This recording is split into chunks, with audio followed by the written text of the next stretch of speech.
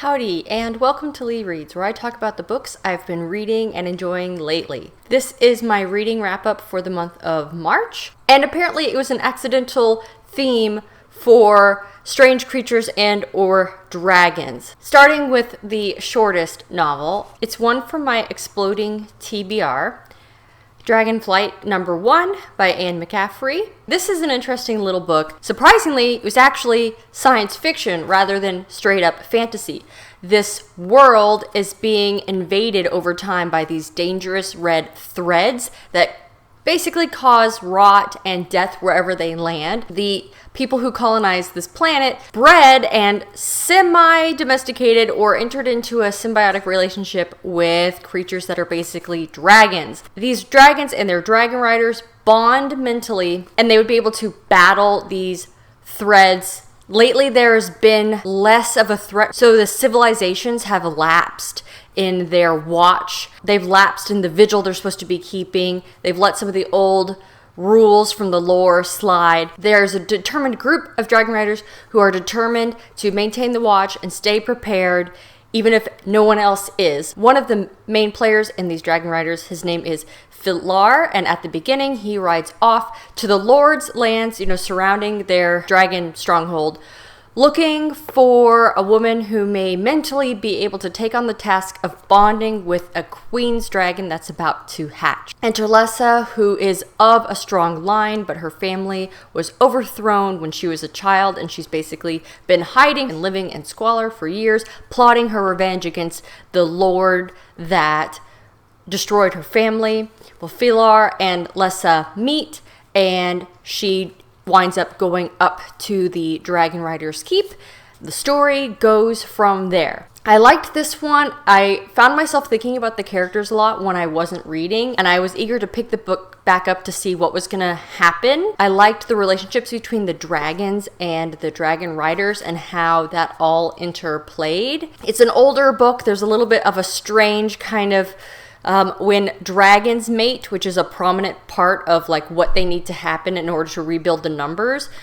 The mental connection between the dragon and their rider means that the two riders have that sort of relationship, and it's sort of beyond anyone's control.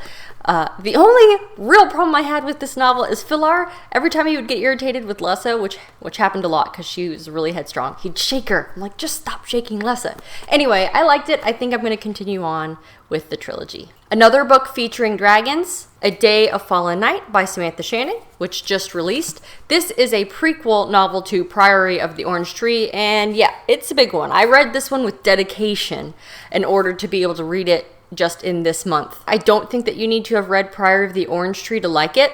Actually, I found the four main character perspectives more interesting for the most part than in Priory of the Orange Tree. Long ago, there was a dragon, a fire-breathing dragon that brought destruction, and now basically the civilization of half the world think all dragons are evil. The other half worship the air sky dragons but think the fire dragons are evil. There's conflicting views. The countries that believe all dragons are evil also believe that the savior and the only thing keeping the dragon from returning is this very specific bloodline, the Brethnet bloodline, and that queendom has reigned ever since. You're following the teenager who's going to become queen, a house Carl that is sworn to her father who has been raised in the north, a woman who has been training as a missionary and ends up getting thrust into this imperial court, and a woman who is considered a witch from a secret magical society.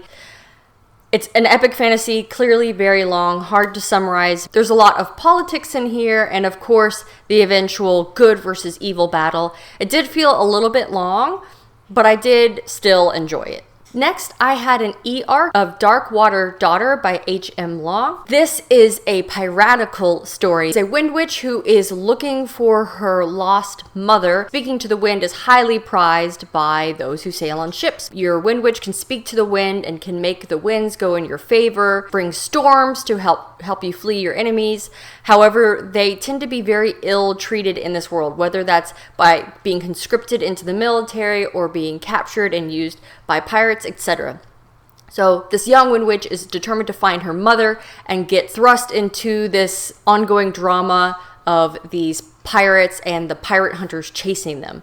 Another main character is someone on one of these pirate hunter crews who is a disgraced officer from the Navy who is somewhat of an oracle, and their paths cross. Not a straightforward action and adventure story. There's this really nice fantastical spirit world layer to the story that I think gives it a lot of depth.